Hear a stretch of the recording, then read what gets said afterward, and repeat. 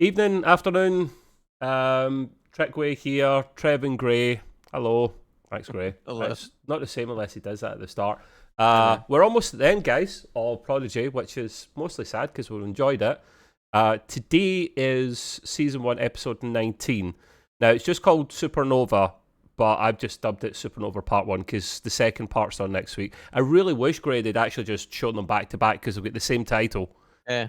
But they're Trek teases, so they're not going to get it. And it's safe to say, Gray, that without giving away your score to the end, you did enjoy this, but there was a couple of writing plot holes that kind of brought it down a notch or two for you, yeah?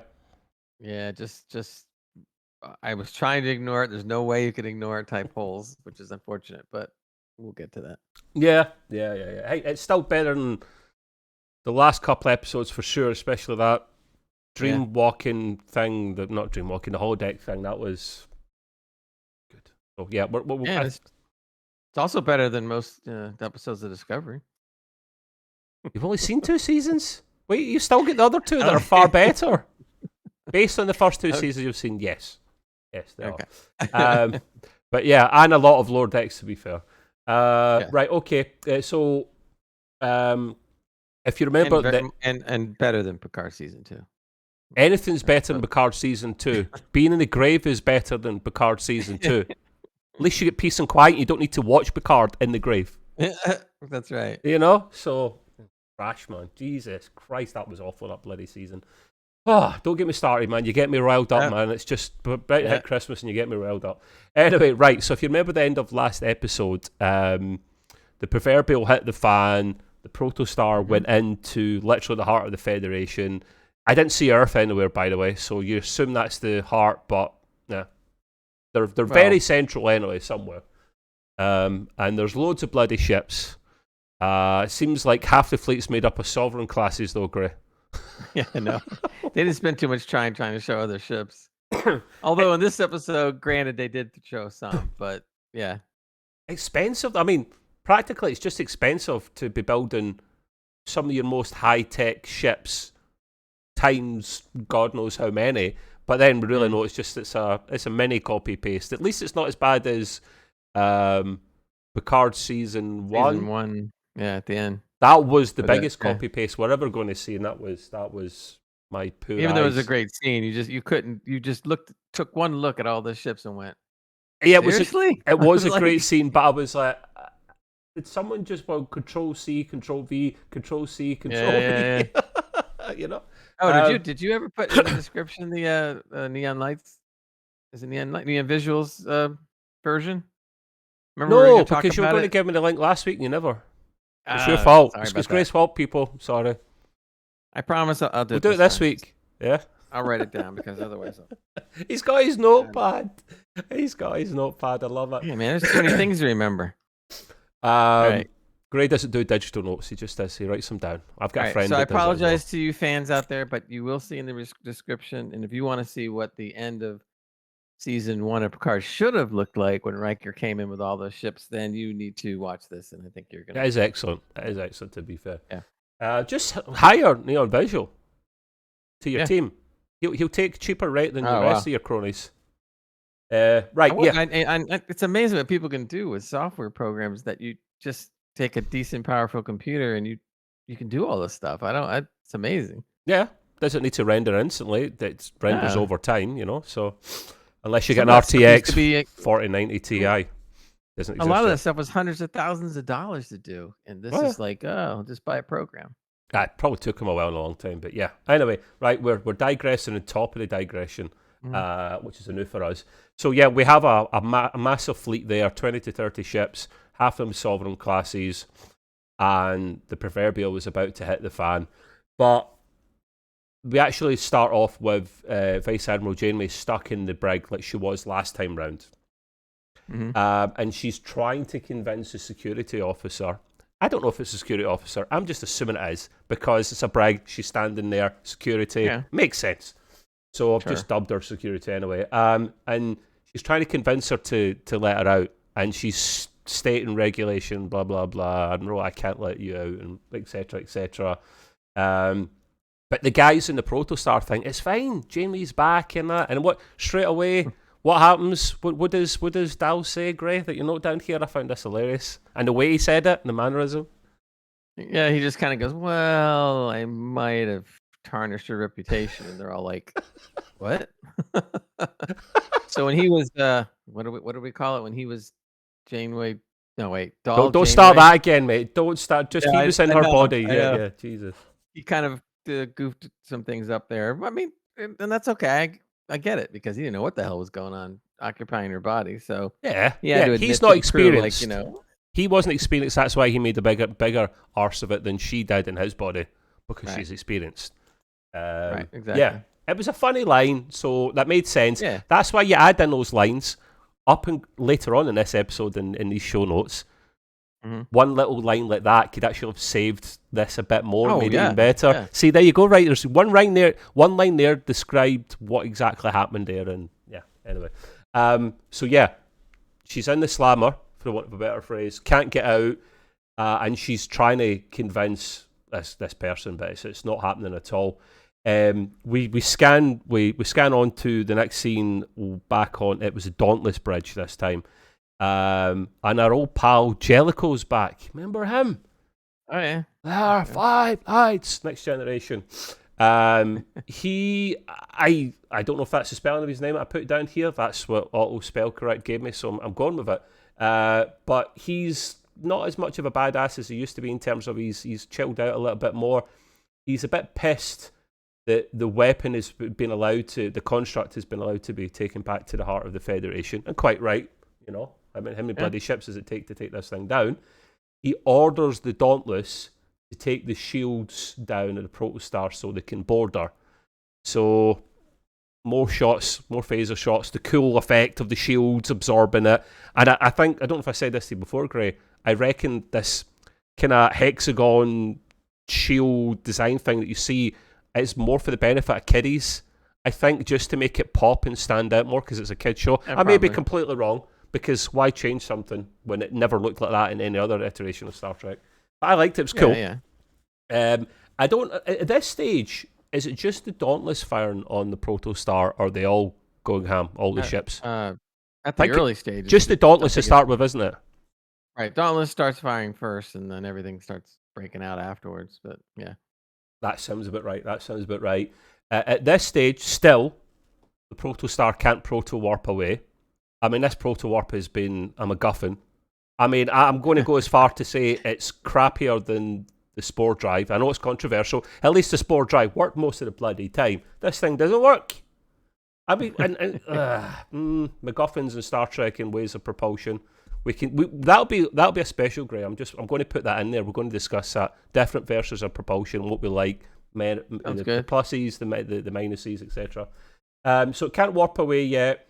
So instead, your man Jankum decides to boost shields, and he manages to get impulse online because they've got this excess power. They just can't get the proto drive to work, so they beef up defenses well they can. And then you mentioned here, because I must have missed this, Dal says evasive maneuver Z, right? And I have no clue what that feckin' means. What? I don't either, but I'm gonna assume that they must have learned this when they were doing all their holodeck training and stuff. So okay, whatever. Right. Okay. And then they just see it just start swooping in and out. And yeah, we're gonna talk about this. Go ahead, you first. I'll actually say evasive maneuver Z because despite me speaking British English, I don't like Z. So there you go. There's 1 point for you, Gray. Okay. They are somehow managing to mostly. This was Gray and I've got to be in their bonnet about this, right? Yeah. The ship. So this Z maneuver, right? It's literally, this is the best description of what was happening with the Protostar. It's kind of going like this and loop the loop and all over the place. I've never ever seen a ship in Star Trek do this. Maybe the Defiant at a push, but I've never seen a ship be this evasive before. So, and the thing is, it is avoiding every single shot, or certainly 99% of. At this point, all the ships are firing on the Protostar, right? Yeah, there's only 20 or 30 of them, but you know. That's a lot, mate. I mean, great. I'll let you rant first on your point that you mentioned here. Why you think it's ridiculous? Okay, well, this is gaping hole number 1 that the writers put in. There's more coming, by the way. So I'm sitting there looking at this, and I'm not even believing what I'm seeing where they can't even hit. So basically, they can't hit the broadside of a barn, even though there's 30 ships, and they're all supposed to be talented people, right?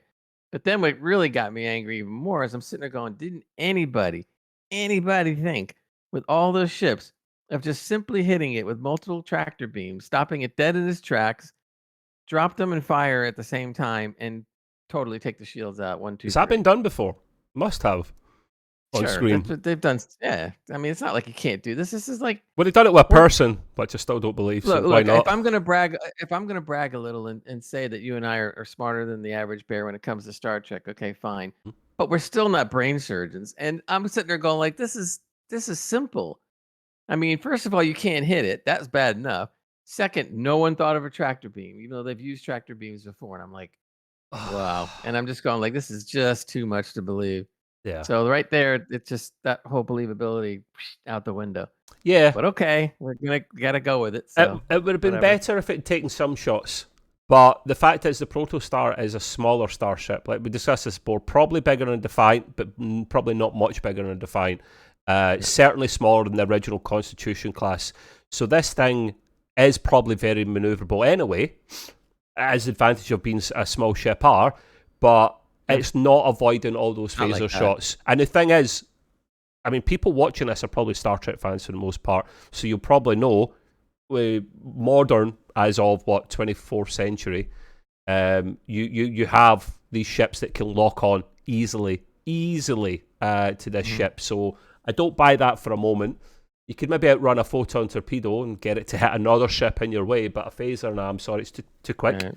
Well, so the other thing, when you were mentioning that the Protostar was a small ship, okay, well, the Defiant's a small ship too. So you're telling me, since there were Defiant class ships there, they couldn't get 1 or 2 of those to tractor beam it or hit it because they're more maneuverable even than the Protostar? Gray stole my thunder. That was my next bit. My baby was on screen, and you stole my thunder, Gray, man. You've just ruined the podcast, mate.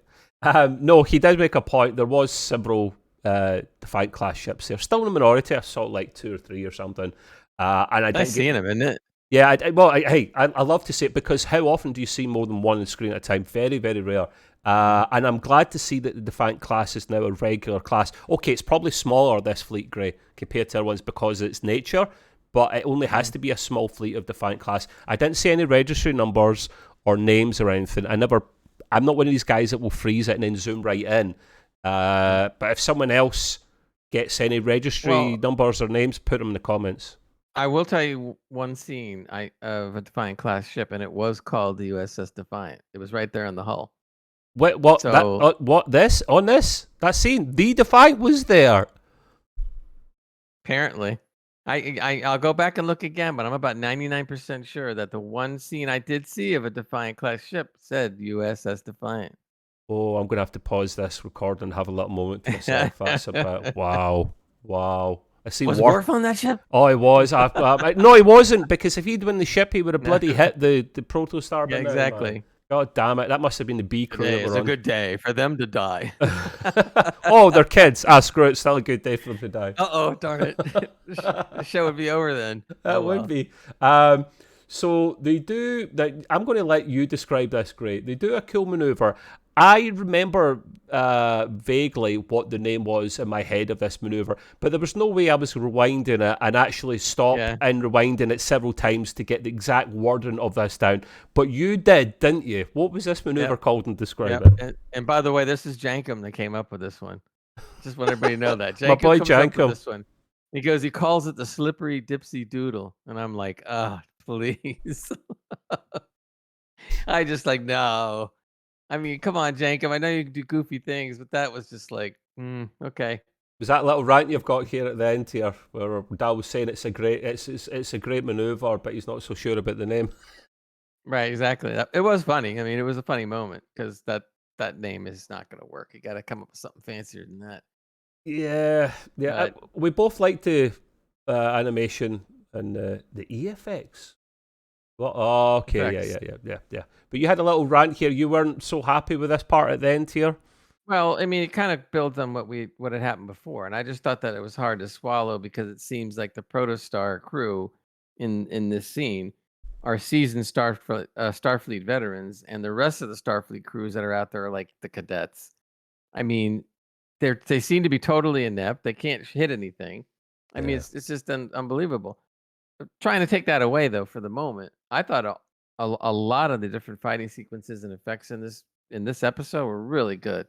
Oh yeah, I mean, I don't think I've seen sequences like that in animation that's been that good in a long time. for If Star if Trek wise, maybe forever. I don't know. oh yeah, there's not been a And lot and, of al- it. and also a side note too, and we have mentioned this before, but the side note is, and I forgot her name right now, but the sound, I mean the score and the sound in the episode is still always top notch. Oh yeah, So everything to do with the score and the sound and is just wonderful. I mean, all the music matches up. All of it sounds great. agreed, Definitely, agreed. I know they like this person a lot because he works on other Star Trek stuff. She's really good. So You that was really excellent. So you I didn't still want to make it sound like too many things were a downer. There was lots of like up there number 10 stuff. there was nitpick stuff. That was just what brought it down a little bit. You still haven't described the slippery dipsy doodle maneuver though, Cray. You remember the title, but not the maneuver. It was Well, more of wasn't a, it there was trying to wide? avoid a shot. I think it was something like the ship kind of went up and then Yep, and then it dived kind of down dropped in front of down. another starship to block the Yeah. path.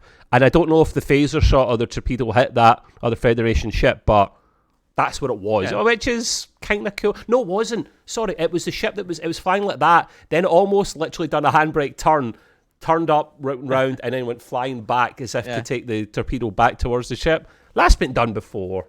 Yeah, but it was good. I mean, the Yeah. sequence was really outstanding. Can you imagine if you had to try to do that with the real computer effects for a show like, Picard or another That'd be a TV, another it fortune, would man. it would be exactly. Yeah. Yeah. So that's one nice thing about animation thing. It's not that it's cheap to do that, but it definitely is cheaper than doing it on Oh, true agreed. effects. So they really did an excellent job. I mean, it was so good, even though I know it wouldn't match up, but I'd almost rather see that on a difficult scene to be made cheaper and shove that in the middle of a live action show.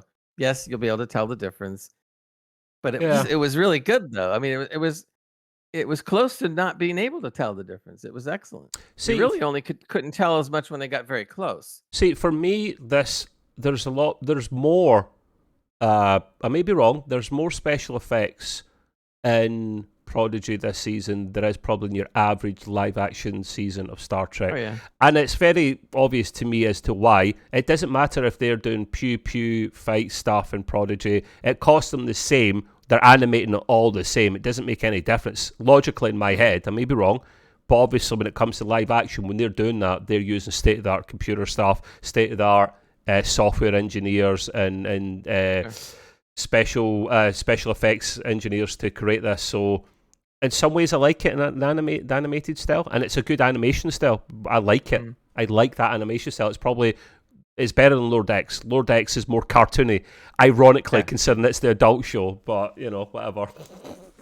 I just think that this type of animation effects that we're seeing is closest to a live action type effects that we see than I've ever seen. Oh yeah, it No, looks almost it's not believable. exact, but it looks right. Exact. It's not exact, but it looks pretty But damn how's that good. possible? It's animated, yet they make it look a lot more realistic than that's. I think the animation's so good. That's why, Yeah. in general. Yeah.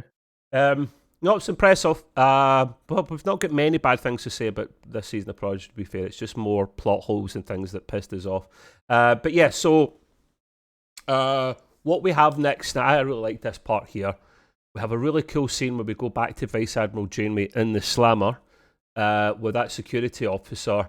And the security officer says, well, first of all, Vice Admiral Jamie starts by saying, if you knew me, you know that I wouldn't be capable of this and blah, blah, blah. And she went, well, that's the thing, Admiral. I do remember you, actually. And I was like, what? She's like, basically, back in... For once, I put in the title of an episode back in the day. I'd done a bit more research. I'm not trying to steal Gray's thunder. He usually does that. Star Trek Voyager, Season 5, Episode 10, Counterpoint.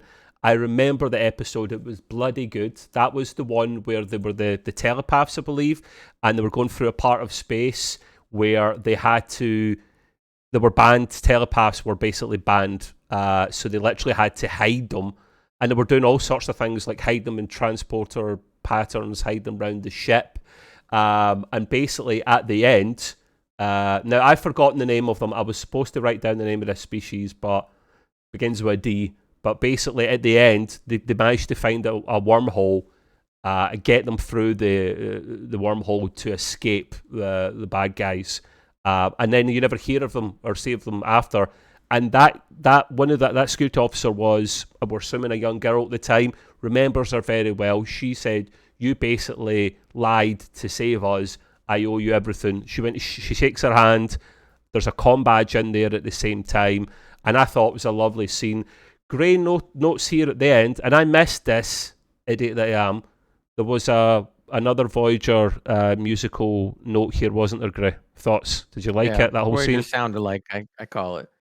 So you heard just a little bit of it as the two of them were reminiscing, I guess, about that time or whatever when she was on Voyager and this particular episode. So you hear a little bit of the Voyager sound like music going off. Did you like that scene in general, though? Because it was very sweet, wasn't it? It was great. Do you remember the episode? Great. Do you remember, like, I haven't seen it in a while, but I do kind of remember. At the end, if they go through a wormhole, and of course Voyager can't follow because then the whole bloody program's over, isn't it? But I'm just trying to think. I can't remember why they couldn't get through the wormhole. Was it one of the wormholes that was jumping about from location to location, or it was getting smaller and smaller, something like that, and they couldn't fit through after them? Something like that, wasn't it? Yeah, I think so. But yeah, because the writers actually thought back then. Hey, instead of some of the. This is the thing. Some of what's going on here. This is the thing with the plot holes and stuff. Like sometimes the writing is genius. Like putting in the little Voyager musical hints, putting in nods to previous Voyager episodes and Next Generation episodes and whatnot. That is brilliant. They clearly have Trekkies on board with that. So if they'll get Trekkies on board with that, should be doing better with these plot holes. But as I always say, use the real music. Come on. I agree. Have to make it. It's not sound alike enough. You gotta have to do something. I think we discussed this last week, and I agree with Gray. I see why they're doing it because they want to. It's not Voyager, so they only want to give it a nod. But in Lower Decks, the Deep Space Nine episodes, like they had the original music. The real music's 100%, and what they did is like 25%. I would like to see like 50%. That would have been hard man to a little bit better and a little bit more like that's that'll do it right. Okay, but whatever. Now that's a real nitpick. But it is a nitpick, but you're allowed to nitpick, man. So finally, we get to see the Defiant, or let's say the Defiant, unless you froze the screen again, Gray, actually fire, because when we first see a Defiant, and that's in that whole sequence, the Protostar kind of waltzes past it, and I don't know if Worf's on the bridge at the time having a cup of Earl Grey or something, man, but it goes past and Defiant does nothing, despite it being more maneuverable or just as maneuverable as it is a Protostar, and it literally starts chasing. And you get to see and hear the pulsed phasers, man. Yes, I love that. I absolutely love that about that ship, the pulse phasers.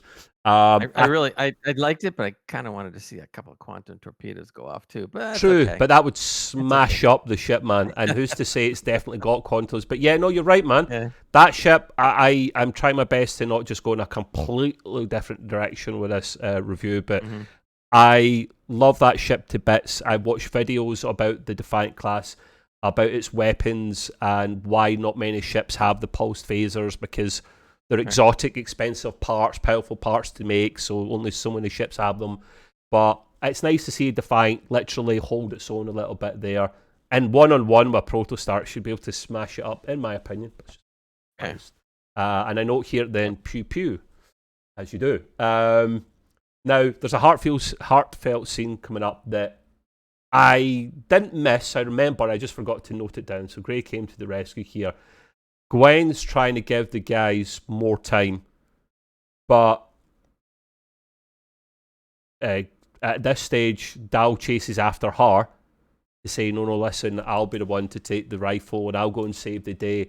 And this is when she tells Dal the truth, that he will never be allowed into Starfleet. And he's really gutted about that. But that scene comes just before that scene. There's a little tender moment, Gray, that happened to you that I missed. You want to tell people which what happened tends there? to happen when you think you're gonna die or whatever. So they're both looking at each other, and all of a sudden, Dahl assumes that there's romance in the air, and he gives Gwen a kiss, and then Gwen just kind of like, Why? whoa, whoa, whoa. So it wasn't like she said she was like saying like, punching him in the head or something, but at the same time, she wasn't quite expecting it. So it wasn't kind of like it wasn't a turn down, but it certainly wasn't an acceptance Yeah, either. that's a good point. So, which is cool. Yeah, that's That's okay. a good point. So I So kind of, would we think, Gray, that there's because it's in the middle somewhere, she probably feels similar, but she was completely not expecting that, and it's not the appropriate moment, that kind of thing. So right, basically, come right. next season, they might get it on. Well, either that, or at least she knows that she's cared for more than even she thought. So either way, it works. Whether they end up in a romance or don't, it still works. So that was good.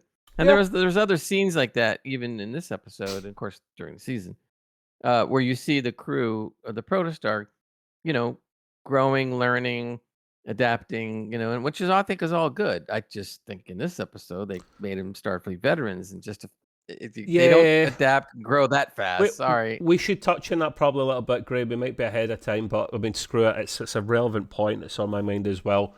So from the start, over the season, the guys, the Protostar crew, they've came really far. They have. They've done. It's been mostly Sure, merited. They've done really, really well. They've had a great mentor in Hollow Janeway. You can't think of sure. many better teachers than her, with all her knowledge and experience, teaching them to be the finest cadets. I'd love to see them up against the Kirk. Valiant. Remember that the DS9 episode with the other Defiant class ship and full of cadets, and it was running dark. Do you remember that? And Yeah, Nog kind of. and Cisco's son were on there. The Valiant, something like that. Yeah, I'd love to see Yeah. those two cadet crews up against each other. They've came really far. They've done really, really well. But I think the being Grey's bonnet, and maybe mine slightly as well, is they seemed like the Valiant crew all over again. Like they were the creme de la creme when they probably didn't have any right to be, or training, or time, or experience. Is that right, Grey? Would that be fair? Yeah, I mean, even if and we know they were training in the holodeck, and I'm sure even if you say that this crew, the Protostar crew, has been training extremely hard.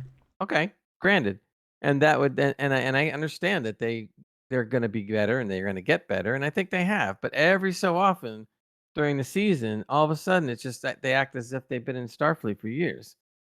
And That's I'm fair. sorry, especially in this episode, you can't buy that one because it's like, well, really, you got that good that you know how to do all this stuff now, where Yeah, you can't learn all that all from these holo training. I'm sorry, mate. You can't.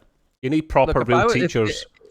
if I was being objective and I was one of the higher mucky mucks at Starfleet, and I saw this fight go on, I would seriously take everybody in those 30 ships and put them through some real hard retraining because that's a disaster. Well, You face a real enemy, you're gonna be in a lot of trouble. we You know. that does remind me that, Gray, when we do next week's episode, we'll it may be a bit longer than usual because it'll be the finale, and we'll probably add in Mhm. closing thoughts and conclusions and see where it could Sure. maybe go as well. And some of the points you just touched on, we'll come back to then, Mhm.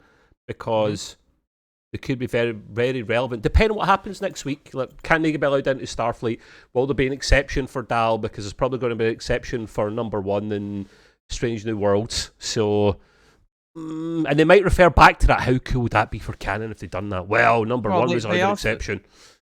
they So, also may not even we don't even know because we haven't seen the episode yet. true, They might we're not even hyper. talk about that yet. It could happen later, Yeah, yeah, yeah. We don't because know. they We don't. gotta I think you have to be really careful because since it's dead set in canon about augments not being able to join Starfleet, you really gotta be careful here, and I think they also gotta be very careful in Strange New World season 2. But see, Strange New World season 2 is early in the what would you call it, in the creation of Starfleet. Yeah, So you might be able to get away with a little bit there, whereas you wouldn't have later. However, this Prodigy takes place in the 24th century, so I don't know, man. You got to really be careful on how you're going to make this so-called exception. And I just hope the writers are thinking about it, because I don't want Yeah, to look at another thing and go, oh, do it no. properly. Just do it properly. If he gets in somehow, just make it a very plausible reason that maybe he's an advisor or something, and he's allowed to serve on board. You know, something that doesn't break the rule. You know. You know, you could do too, and I'm not saying that I'm just making stuff up now, but let's say, okay, they make a certain exception. He gets into Starfleet, but he can never hold command That's reasonable. ever. So in other words, no matter how good he is, he can't assume command. Yeah, he could go as high as like a commander or something, and then after that, you're screwed. Yeah. Right, I like that's it. I like So that would be a decent compromise. So It we'll is. see. Maybe they'll, Yeah, maybe we should send these ideas to the writers. They need a little help. just write, just hire Gray now. Listen, see whatever you pay these writers, right? Like, assume it's. I don't have a clue how much writers get. Like, say it's like 50 grand or 100,000 per script or something, right? Gray and I will do it for half that price. We're reasonable people. Yeah. Look, I'd be willing to do it if they just put me and you in one of the episodes. That's cool. Can I be the engineer? It makes sense. We'll have a speaking. We have to have a speaking part, even if it's very small. So like, you'll be whatever officer, I'll be another officer or whatever. And we both have one line to say, and that's it. Listen, because look, if it ever did happen, of course it's not going to, but we're fantasizing now. We would be in canon forever. So the part I wanted, we shouldn't blame him for the diverse here, people. This is a big diverse, and it's his fault. No, my one liner should have been, and it would have been a perfect character for me, that alternate timeline episode, penultimate episode of season 1 of Strange New Worlds, where Spock's climbing up the ladders and he hears an accent of Scotty below. That should have been me, man, because I would have actually not exaggerated and just said it as is. And Gray could have been... Who would you have played, Gray? If it was a short one-off line from, or a scene from someone, put you on the spot. I wouldn't be picky as long as they could stick... being on the bridge would be cool, though. I mean, so you want to be an officer? You want to be a command officer or something? Yeah, the doors would open, I'd walk in, and they'd say, oh, that's whatever. And I'll just say one line. And with your bleep machine. Yeah, right. Oh, come on. What the... That's a good point. If you Gray, we done a Gray screen room episode, which is just entertainment in general, and that's his YouTube and his podcast platforms. And at the start, when he was moaning about the Superman thing, he literally, my opinion of it is beep beep beep beep beep beep beep beep beep. James Gunn is a beep beep beep beep beep, and I'm just that was gold, mate. I was doing real cursing. It was so yeah. He felt better after. He felt better after. He was probably several pounds lighter. It was cathartic, right? That's how it's cathartic. Cathartic, yeah, it is. You're right. Yeah, I felt better as well. Anyway, right, okay. I told you it was his fault for the divers. But anyway, right. So at this stage, remember we're doing a review of Prodigy in case we forgot. They finally, all these bloody ships finally take down the Proto Star shields. I'm thinking, man, these shields are state of the art. They must come from the far, far future. They've just held off on Armada. In fact, they've not held off on Armada because no ship could bloody hit it for most of the time. That's why. I've just solved the dilemma. So yeah, they take the shields down eventually, Gray, and Sensia, the bad diviner's friend. Yes. The diviner and Dreadnought take out the Dauntless crew before beaming over. Literally go into the transporter pad and smash them all up, and then that's when Essentia literally goes from officer back to her original form. The poor old middle-aged bald thanks to the little button in the back of her neck. Click. Yeah, she does. Yeah, and the guy, what's the rank? What's the position of the guy? Transporter chief or transporter officer? He literally shits himself. He gets taken out of the action, and they all beam over. Things are starting to heat up at this stage here. For the better, Essentia and her pals take on the Protostar crew. I knew that was coming at some point. They reach the bridge really too quickly, but then I guess there's not many people on board, so I'll let it slide. Dreadnought is wrecking everyone. He is. I expect him to. He is a walking tank after all. And he throws I like this bit. Gray, I've never seen this before in Star Trek. He throws a cool gravity mine. It looks like a grenade, but it literally, what it does is it pulls Jankum down to the ground, face down, he can't move, and then right on top of him. Rock comes down, right, and he's like, oh, Jesus Christ. Remember that when you were kids? Going like, yeah, I don't know. Jenkins' bones would have been broken. Yeah, remember as kids you would do that, like you all jumping each other, and you're the guy at the very bottom, you're like, oh my God. That was amusing. I liked that bit there. He got squashed. And then, I was looking forward to this, because it hadn't really happened before. Gwen and Essentia have a showdown on the bridge, with the diviner stuck below with the weapon. He tries to get up, but the door closes. He can't get up. He's stuck with the weapon. And the showdown between them was excellent, great. You've noticed here it was a great action scene. You enjoyed it. I enjoyed it. Just to see two alpha females literally kick each other's arses, and great action scene in general, wasn't it? Yep. The whole action scene of that, and even the crew when they're on the way up firing at each other, all that was good. Oh yeah, all that was good. They did a good job. They tried their best to hold their own, didn't they? The crew, until they get smashed up. How do you take on that dreadnought? They struggled. No one could really do any damage to him. He was vulnerable to phaser fire, which I'm sorry, I call bullshit on that one. At the highest settings, multiple shots, he's invulnerable. Yeah, but you can kind of say, God knows what he's made of. Since the tech, but the thing is, remember, they're from the future. That's true. So you have to kind of let that one go and just say, future tech, okay. All right, yeah, I can let that slide, mate. Although I'm still with you, I would have shown like at least a little damage or something. Yeah, a little bit, like ow, and then he just starts wrecking shop again. So or maybe he loses function of one arm, but he's still I still get multiple other bloody arms. This guy's like a transformer, as we've seen. I love the next part. My boy Murph. He literally was it Dal was about to get choked out? Dal's getting choked. Yeah. And Murph kicks his arse. He literally goes all Stretch Armstrong and kicking his backside. Doing the martial arts moves. Yeah, or whatever. As he's doing the martial arts moves though, and he's like backflipping, as he like kind of backflips across the screen, the camera pans in on him, and he sticks his tongue out and does a slapping of his arse gesture. I was in tears at this, but the people around me like, are you working, Trevor? I'm supposed to be. Like, just going like that. I'm like, I love this guy. You imagine the guy that voice acts him is not saying one comprehensible word, but is just literally going and funny noises for a whole season and get paid for it. That's what I was born for. At least you're seeing, Murph's got some moves, and he is fairly indestructible too. So he was the one that was getting some damage on him, wasn't he? He was annoying Dreadnought rather than injuring him, no? Right, he was keeping him busy because he was totally just hitting him from all different angles, and he was quick. And Dreadnought's kind of like, whoa, like calm down. Yeah.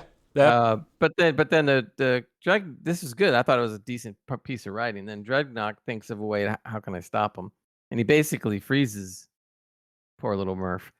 He just sends out a gas of freezing. I thought he was game over. I thought they killed him, man, or seriously injured him. I was wondering about that, but that was a good scene. How do you stop something like that if it's a gelatinous kind of whatever creature? Freezing would be probably. What ornaments has this guy got, Dreadnought, man? Literally, he is a walking tank. I mean, freeze gun. It's like Iron Man, but he is total robot. Oh, let's cross universes. Dreadnought versus Iron Man. My money's on Tony Stark. I'm sorry, mate. But no, it is a cool scene. Good thinking and writing to actually take out a character that's almost, if not invulnerable. The showdown between Essentia and Gwen. We go back to that, and they're still kicking each other's backsides. But at this stage, I felt I was a little bit sad here because Essentia does get the upper hand because the diviner gets himself back onto the bridge. That distracts Gwen. Essentia grabs her, the old, the weapon up at the throat thing. The diviner's like, getting threatened at this stage. Mm-hmm.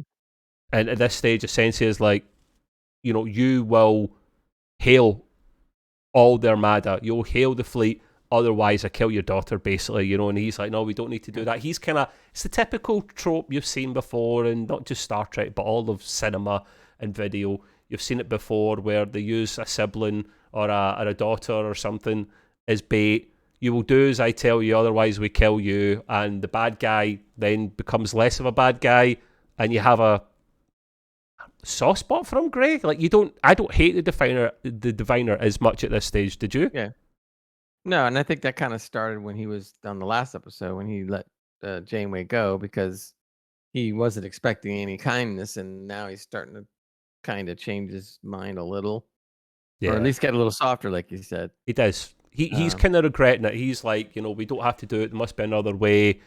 And then as he's kind of over the command console and he's pretending to like type stuff in, he sees Gwen's weapon at the side, and I don't know if they can use each other's weapon or it's a family thing, but he uses telepathic kind of control mind powers to kind of pick up the weapon really quickly. Like, and that was a cool maneuver. Grabs it in midair, turns around, throws it, but essentially as a young pup, like she's ahead of this whole boy, so she literally catches it midair and goes, nah, not good enough. Throws it back at the diviner, square in the chest.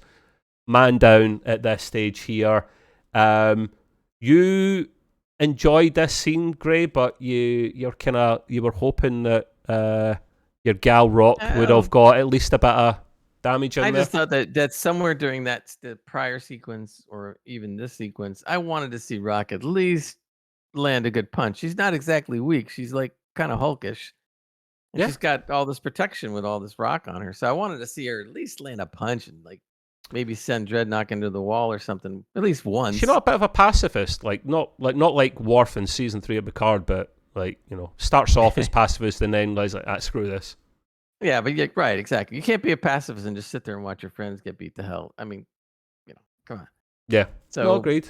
So it would have been nice. It's not a big deal, but it would have been nice to see her, land a good haymaker on him. That'd have been good. Haymaker. The old Tyson such a uppercut. thing, man. Talk to boxers. the haymaker or the Tyson uppercut. Yes. Right. No, I mean, like, it's a good point. Like, I don't see her land one punch, and I would have liked to have seen that because I would like to have seen. That's what I think would have caused a bit of an inconvenience for Dreadnought. Probably wouldn't have damaged him because he's like all metal. Transformer in disguise. But yeah, so no, it was good scene. Maybe an MMA fight or something between Rock. MMA fight. Oh my god, great! You just want to watch the world burn. Yeah. So anyway, Essentia manages to get out in the nick of time, just as Vice Admiral Janeway rushes to the Dauntless Bridge.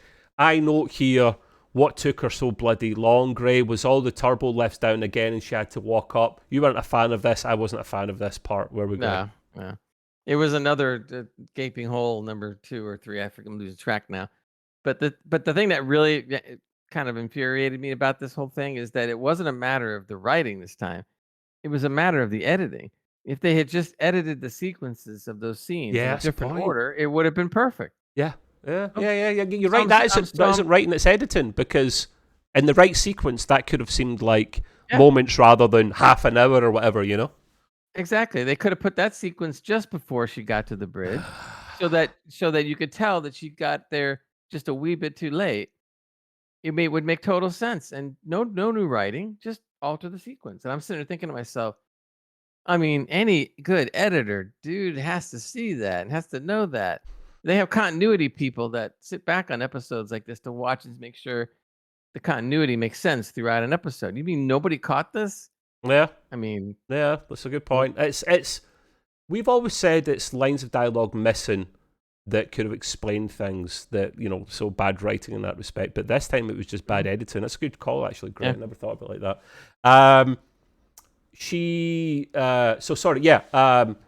At this stage here, too late, Vice Admiral Janeway, the Dauntless, at this stage, answers the hail that Essentia sent out. She literally just gets there too late. She runs in, is like, don't answer that hail. Too late. Essentia's on the screen, giving the whole bad guy speech. And then this was cool. I like this scene. You literally saw the construct get excited, for the want of a better phrase, and literally start sending out it looked like a wave. I think they've done that for visual effect because that was bullshit. It sends out a wave and all the ships turn red, all their lights turn red, and I'm thinking, wow, is this? They're all basically just turned into red alert, but they haven't turned into red alert because their shields are down. We'll get to that. All the ships start firing on one another, doing a lot of damage, and all their shields are down.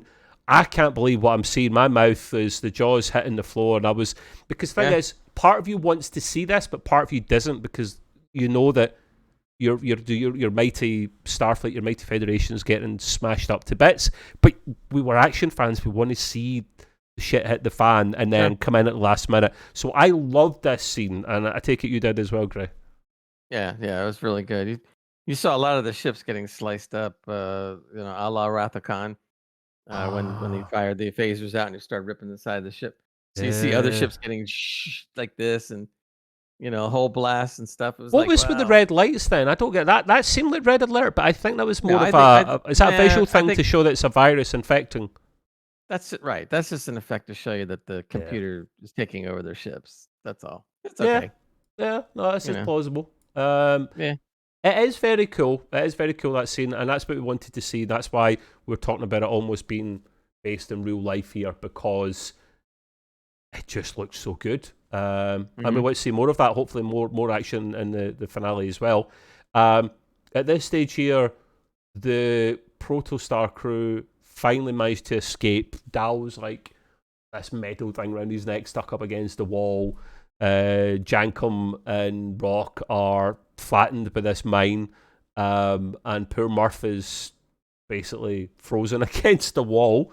But they all managed to escape. Now I'm trying to think who at this stage, who's it that comes in and rescues them again? Great. Do you recall who it was? Was it Dal?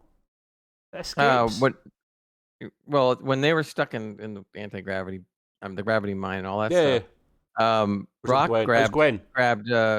Rock grabbed Jacob's hand and basically that was what do you call it? He thawed out Murph. Yep. So then Murph got thawed out, and then he saved Zero. Yep. And then Chain Zero reaction. took the collar off of Dal, and then they all rush up to the bridge. Yeah, that was cool. I've forgotten about that part there. Yeah, that's a good show. No, it was good teamwork. It was really, really good teamwork. And let's say that's why they've came forward. They are a proper team now. So they all rush up to the bridge.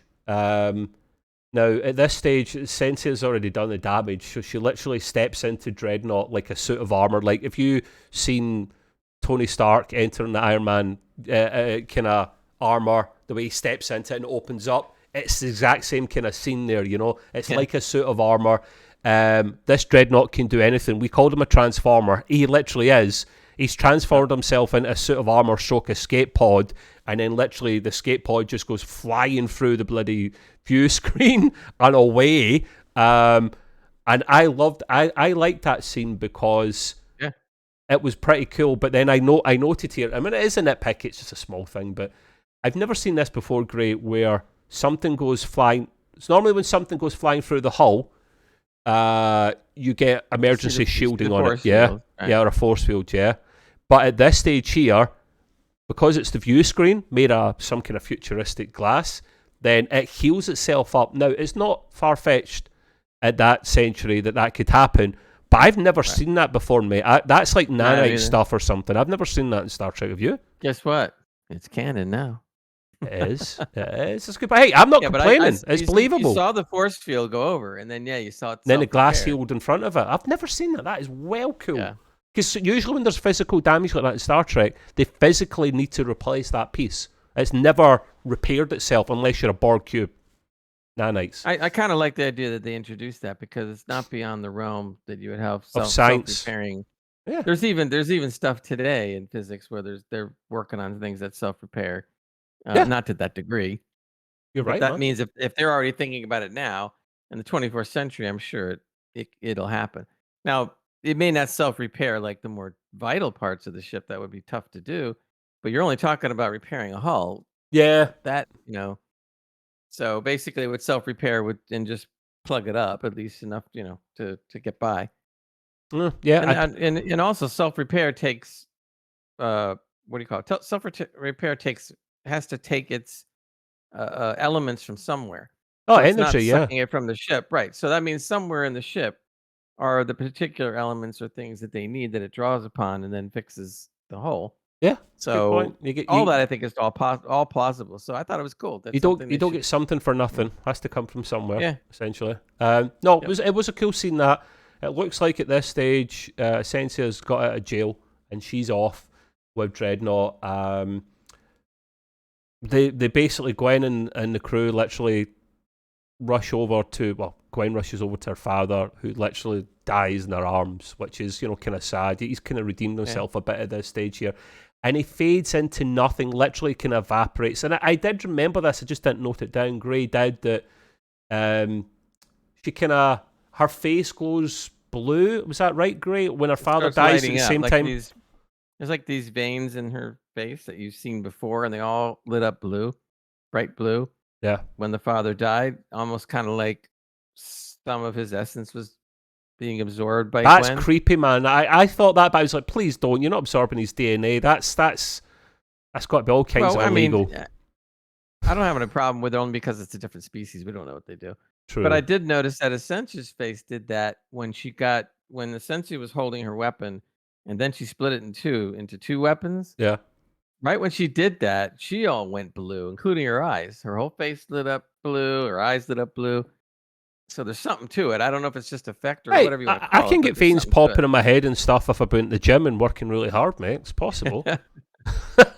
She was working really hard too at the same time. Put some glitter on them. They're not blue unless I need to go to doctors if they are. But no, that was a good point, and it was a nice emotional scene because he literally does evaporate into nothing, and we're a little bit sad. Even I was a bit sad about this. Now, Gray and I both loved this scene. We've never seen it before. The construct, we need to give it more credit. It literally does a massive number. It isn't just as simple as taking down shields and getting control of other starships. It literally thinks like a sentient species or a super duper AI, and it literally takes down not only the universal translator on the protostar, but across that fleet, because all the members of the protostar start speaking to each other, and they're all in their original accents, and not accents, languages and accents from the very, very start of Prodigy, episode 1. And I love this because we've never heard this, pun not intended, in Star Trek before, have we, Gray? It's a good mechanic for actually causing havoc, isn't it? Yeah, I think some writer out there did something that I always was wondering about. We all take for granted that, the Universal Translator is there, it does its thing. The only time the Universal Translator ever had a problem was if it couldn't figure out the language. Yeah. And of course, then you would have issues or something, but it never just wholly failed. So I always thought in the back of my head that, I wonder what happened if that ever happened. And I just never thought about it again. But apparently some good writer thought about it and said, ooh, what would happen if this did happen? Yeah. And it was pretty cool. And they're all just kind of blubbering in their own language and nobody knows what the heck's going on. Wait, it all. We kind of take it for granted that the Universal Translator, sometimes I take it so much for granted that I think they've literally learned each other's languages on a regular episode of any Star Trek show, and they're talking to each other just fine.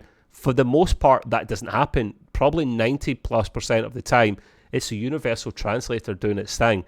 Now, if only Gray, they were in a TARDIS and not a spaceship, then the TARDIS is a sentient AI. It literally, and a surrounding area around it, can translate anyone's language, so that this isn't a problem. But no, that was another podcast, wasn't it? But yeah, so no one can talk to each other, and it happens across the fleet. Vice Admiral Janeway is trying to bark instructions to her number one, the Andorian, or Antennas, right? And he's like, huh? no comprehending. Andorian, right? I have no clue. And she's just like, oh no, we're doomed. The proverbials hit the fan here. So yeah, we both love that scene. Brilliant. The thing that Vice Admiral Janeway's trying to actually, I should note here that what she's trying to actually tell her crew is to abandon ship, but because the Universal Translator is down, no one can understand. So yeah, she's literally game over at this stage. So it seems. But Gwen comes to the rescue. Now this is great. She's kind of like the Uhuru of Prodigy, of the Protostar. Yeah. She was kind of made to speak other languages as a youngster by her father. So her father's not all bad. Many languages. Yeah. So she knows what she's talking about. She speaks many languages in this. She is the liaison between all of them. Vice Admiral Janeway literally. jumping ahead of myself a little bit here, but on the bridge of the Protostar, she gets them knitted together initially really, really well. Now, Gray, you mentioned here it was a bit of a stretch, but okay. I don't buy that. I think the fact that she's got a natural ear and tongue for language and she's been sounding with her pals for a while, I think that's totally plausible. No? I'm willing to accept it, but the reason why I say it's a bit of a stretch is because she was speaking Klingon. They never even met a Klingon. Spoilers, you're jumping the gun. I'm sorry? You're jumping the gun. We're not got to that bit yet. No, but I'm just saying sorry about that. But the point is that if it was species that she either came in contact with or were more important to whatever she did before she met the Proto crew, okay. So I just thought it was, I don't know, a little bit of a stretch that all of a sudden she was blathering out, different Starfleet races, languages. And I'm like, yeah. Okay. I went with it and said, okay, that's not that big a deal. We can probably touch upon that actually, and then at the end of the next point, because I do want to come back to that a little bit actually. Vice Admiral Janeway puts a call through, hails the Protostar and speaks to Gwen. Pick up a phone and cranking like this. Hello. Hey, hello. What's going on? put another quarter in the meter. We're about to run out. You're right. Ding ding. She hails the Protostar and speaks to Gwen, who's kinda in captain mode at this stage, as Gray notes at some point. She kinda has been a captain at this stage, and she has a great idea. She says she can be the liaison for the whole fleet, and she has an idea to send a distress call out basically to non-Federation ships, because we know it's Federation ships that are infected at this stage here. Well, let me back up 1 second. The original idea of doing that was Dal's and Janeway's. Oh, it was Dal's, right? Okay, yeah. Dal came up with it, and Janeway was going right, but that might be kind of hard. And then once they thought this idea was going to be good, then Gwen stepped up and said, because how are they going to do it with the universal translators out? Yeah. So she steps up and was talking about, I'll do what I can to get it, to talk to all them. Yeah, and that's the bit that's maybe not believable, because while she may have studied languages when she was younger, she's now got the Uhura level of linguistics, which is possible, but they said that she studied languages, not that she was a natural with them. If she'd heard some of another language like Uhura, she can hear a bit of someone's language and start to put together some kind of level of dialogue with someone, which is an amazing talent. So maybe Gwen's got that, but state that she's got that so that it's more believable, to Gray's previous point, because she starts literally putting this hail out in multiple languages so that many people can understand it. You know what I would have done, or I think here's where I think the writing falls down again, and it really wouldn't have taken much if you think about it. For instance, in today's world, okay, you have the people that in music are the ones that can hear something and sit down at the piano and then just play it. Yeah, They literally do it almost that fast. They hear it once, they hear it maybe twice, and they sit down at the piano and just start playing it. So they could have explained that Gwen was this type of a person. And then I would have accepted it, but they didn't do that. They didn't explain that. They didn't offer an explanation to any of this garbage. And it would have been easy just to drop a line and say something like, our species, know when they hear something, they can instantly they've got a good ear, figure it out. Yeah. So it's not impossible, because if you think about it, like I said, how do these people do it when they hear music and they just sit down and do it? Mozart used to do that. Yeah, true. Ago. He would hear it and just start playing it. It's not even just a species thing, Gray. Because Uhura can do it and she's human, so that isn't necessarily a human thing. It's just in this particular instance, it's a individual thing. But you're right, a species could be generally tuned like that. And like one line of writing dialogue would have fixed that. Solved it all. Yep. Just tiny little things like that, And well, kids getting my resume and your resume ready, so we're gonna submit it. Well, kids don't notice that. Probably we do, and we enjoy it. So true. I'm not going to complain about nitpicking about that, So yeah, as we touched on a moment ago, Gwen does assume captain for a bit.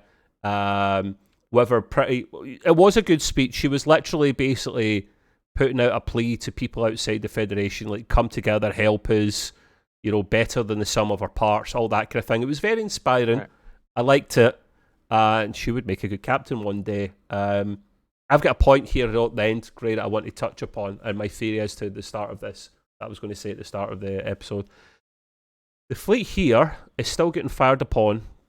They're shooting firing upon one another. They're taking even more damage. And I'm literally at this stage going, oh my God, why am I not seeing, Borg level destruction where they're all in half starships and the cells ripping off and stuff and blowing up? You don't see I don't think I saw any starship blow up or go into pieces. I saw the odd nacelle or something go off or bits of damage at the side. But I'm thinking, like, really, this is a bit far-fetched. And of course, my theory at the start is, yes, at this stage, most or all of them could have ablative armor on it. But even then, ablative armor on the Defiant class at that time, it can only soak up the damage for so long. That's maybe plausible, but not every single ship's got ablative armor in it. No chance. What do you think, Gray? You thought it was a bit far-fetched. Exactly. And I think... Again, I think we can allow the stretch, but the timeline, the way things were happening, it was just these ships were firing at each other for a very long time, and yet none of them are blowing up. Is that editing again, Gray? Is that editing so that they could have made it in a way that they hadn't been firing at each other for too long, like the Janeway scene? Yeah. Well, the other thing they could have done easily is they could have explained that the construct was slowly learning how to do this. So really, what could have happened is it told one ship to fire. And one ship can't fire on all 30. Yeah. Okay. It can, but it'll take a damn long time. That would have been totally plausible. And then it learns the second ship, and then it learns the third ship, and then it learns the fourth ship. So then it would have made more sense because each ship was starting to learn after a given amount of minutes or whatever, and starts firing. That makes total sense. And again, I'm going like, I'm not a freaking writer here, but we're all coming up with solutions. This would have been very plausible.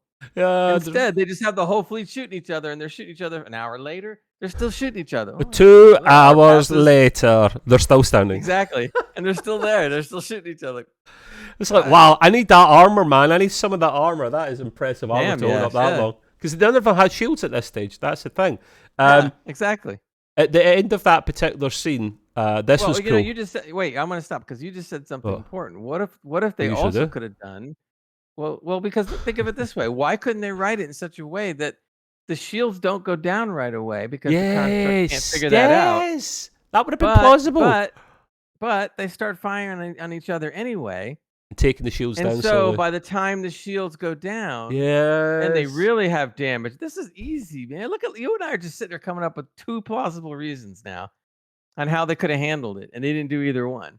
Sorry to viewers in the UK for Gray doing that. That's not offensive in America, but it's offensive here. Oh, I'm winding you up, Gray. Who cares? Who cares? One and one makes 2. I'm winding you up, mate. Don't steady. It's a kid show.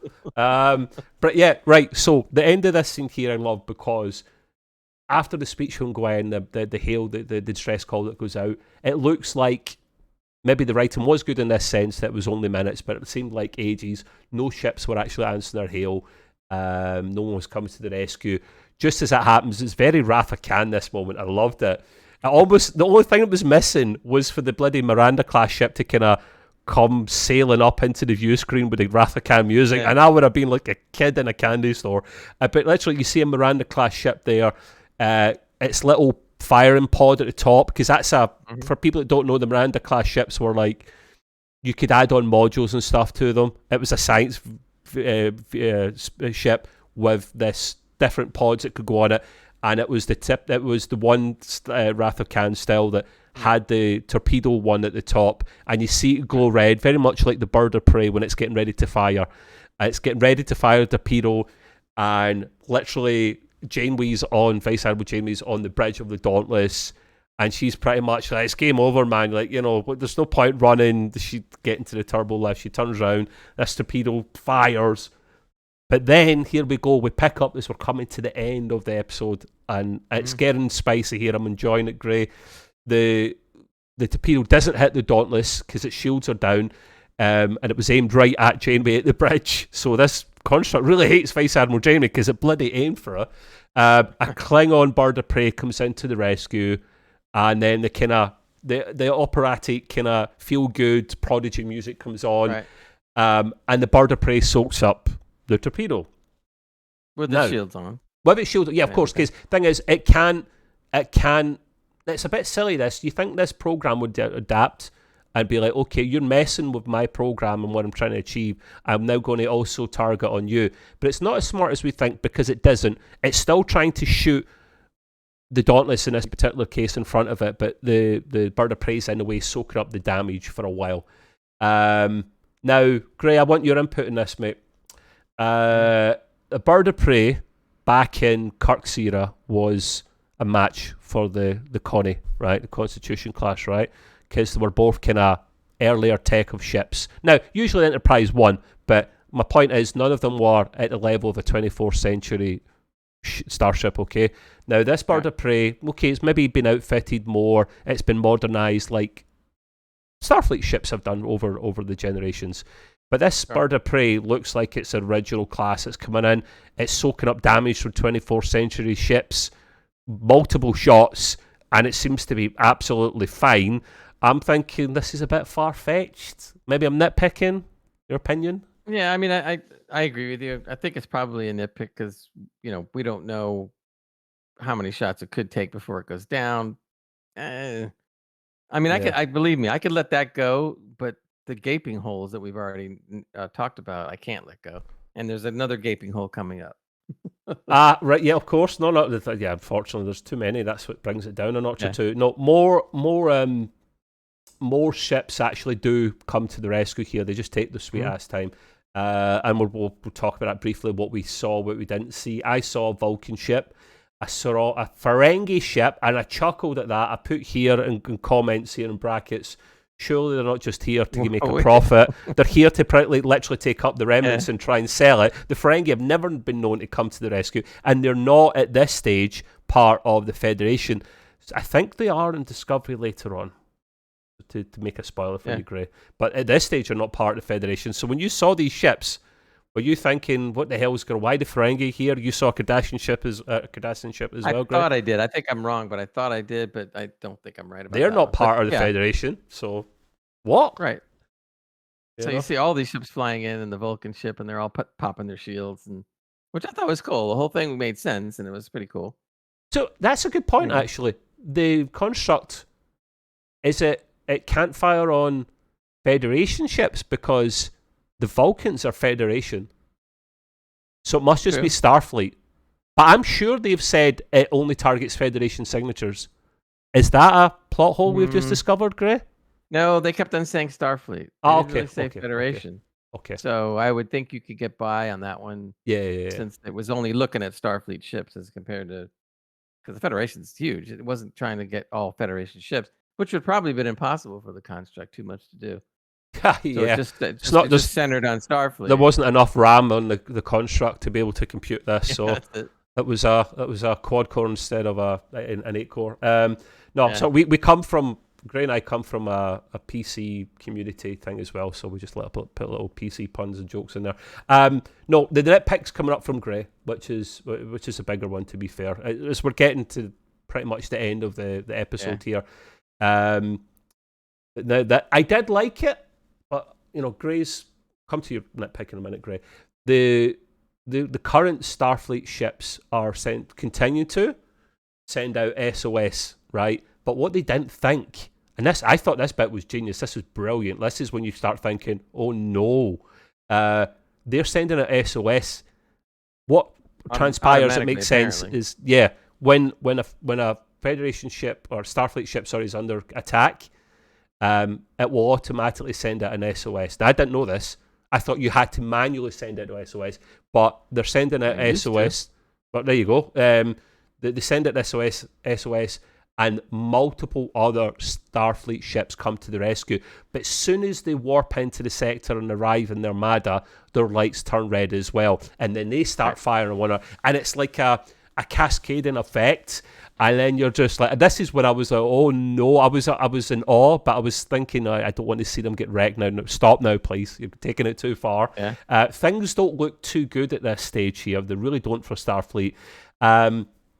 And like we touched on before, I thought it was a bit far-fetched that this flight lasted as long as it did. At this stage, I'm not seeing any destroyed ships, and like I said, I'm seeing the odd nacelle or something being blown off, or a deck being blown up, but I'm not seeing more destruction than that, which is a bit far-fetched. And I know how many bloody Sovereign-class ships there are. Seemed like half the fleet. Gray's not happy here. I'll let him have his little rant at the end here, and you can add in your score as well, and why, Gray. Yeah, I think this is now gaping hole number 3 that I just can't get through. And I'm saying to myself, seriously, I'm having a hard time figuring out why the ships couldn't communicate to Starfleet and tell them not to enter the fire zone. The construct wasn't keeping them from contacting because ship-to-ship communication was still happening. Yeah. So if ship-to-ship communication was still happening, that means your ship-to-Starfleet communication Universal translator would down though. Does that matter for a hail? Yeah, I don't. Yeah, but when you're sending out a warning or something like that, they can decipher it on the other end in a second. Yeah. So that's not a good excuse. So here they are getting destroyed, and more are coming in with this supposed SOS that goes out. And then I'm like, no way. At some point, at least one, if not every ship, is going to get a message off to Starfleet saying, "Don't come here.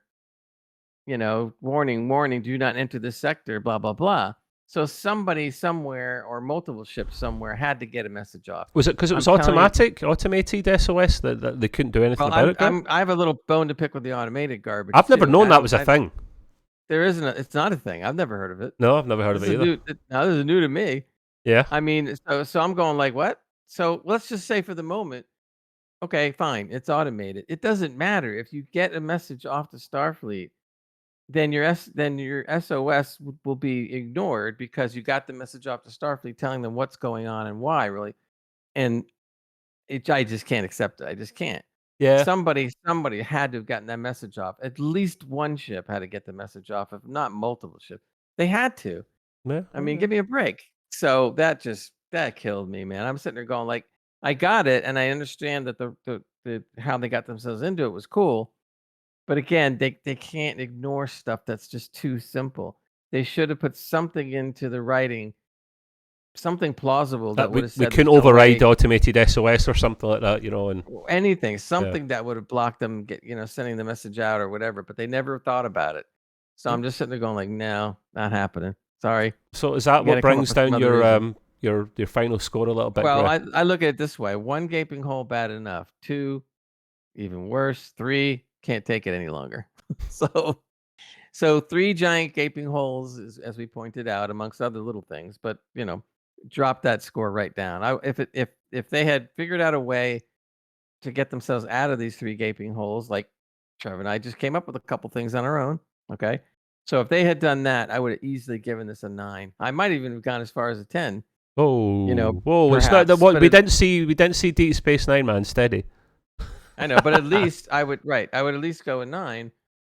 But it was just too much. It was just too much, and that dropped it down a couple notches. Nothing gets 10 out of 10 because even if we're in awe, like I didn't think I gave it 10 out of 10 for the DS9 episode because in Lower Decks, I think I gave it like 9 or 9.5 because no episode's ever going to be perfect. It's impossible, and if it is, then damn. Yeah, but after it's almost like I don't know. It's hard to say. I believe that if an episode is that good, and there's some, it deserves a 10. Just like in the Olympics. Okay, yeah, I can go with that. They hand out 10 sometimes. Yeah. That doesn't mean that there might be something that comes along one day that's perhaps even better, or whatever. Or the standards of 10 have now been raised. That's more likely. So your idea of 10 is here, but now that has created a new ceiling. So to be able to get a 10 past that is going to be that much harder. But I believe that an episode can be a 10 if it covers multiple reasons of why it should get to a 10, which is what I thought about the DS9 episode. Okay. On Lower Decks. But this one could have been an easy 9, but it just, man, those holes are just too large. I think you just can't. Excuse me, sorry, Greg. I think I have to. I never thought of that point you made at the end there, of trying to put in another simple line of dialogue to stop that SOS going out. I think I was still in shock and awe at the time. I think that's why I probably didn't compute that. But it is a good point. You could have easily stopped that and or written in the line of dialogue so that when they all arrived, there was a reason why they arrived. So I think, similar to Gray, very rarely we bang on the exact same score. We're usually close. Gray gave it a 7 out of 10. I gave it an 8 out of 10. It probably would have been a 9 out of 10 for me if there hadn't been some of those plot holes there. Didn't think it done enough to get the 10, and there needs to be something amazing in it and almost be flawless for me to get a 10. Now, So maybe, this is a big maybe, when the final episode comes out, maybe some of these things might be tied up a little bit. I kind of doubt it, but wishful maybe. thinking. You're a glass half full kind of guy, aren't you? God bless you. Yeah, so listen, it's better than last week, and that's good. And it was a good episode. It wasn't perfect. We just hope next week we want it to be tied up nicely.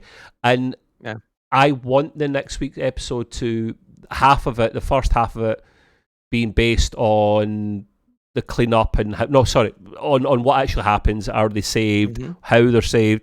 And then the second half, I actually prefer it to be the cleanup and reflecting, because I usually need to catch my bloody breath, and going another episode of it just going ham for the episode is exhausting. So I do like that when they do that, Gray. You usually get finales where only the first half is the continuation, then the second half is the reflection and the moving on. So I think that's what will happen. And I'm looking forward to it. But we will wrap up there. It's been a long one, but that's what we do. That's our thing. We just keep going and going and going. And we'll do the usual call. I said, and everybody out there loves it. Of course, yeah. It's just Talking Heads video, isn't it? So, speaking of Talking Heads video, so we are on YouTube, of course, but if you don't want YouTube and you prefer the audio platform, wherever you get your podcast, we're there as the Trekway as well. On Twitter at the Trekway. And Gray and I do a podcast, an entertainment podcast, once a month on Gray's channel, which is Gray's Green Room. That's the YouTube. That's whatever podcast you listen to as well. And you'll find him on Twitter at Gray's Green Room. And I would highly recommend you check out the episode he done on Wednesday just there, because it was an absolute belter. It was, you think we rant on this, just listen to the first half an hour of that, and that's the creme de la creme of ranting. And I felt better after it, to be fair, Gray. So, check out his episode. Give it a like and a subscribe, please. And a cheeky like and a subscribe here is always welcome. But I actually really appreciate comments more than anything else. Tell us what you want, because next week's finale is coming up, and then we have about 5-6 weeks of no Star Trek until season 3 of Picard, which we're really looking forward to. So we've got specials lined up. You want to see something, you give us an idea. We'll try our best to make it work. But until next week, thank you for tuning in, and do your thing, Gray. Live long and prosper. See you next time. Cheers, guys. Bye-bye.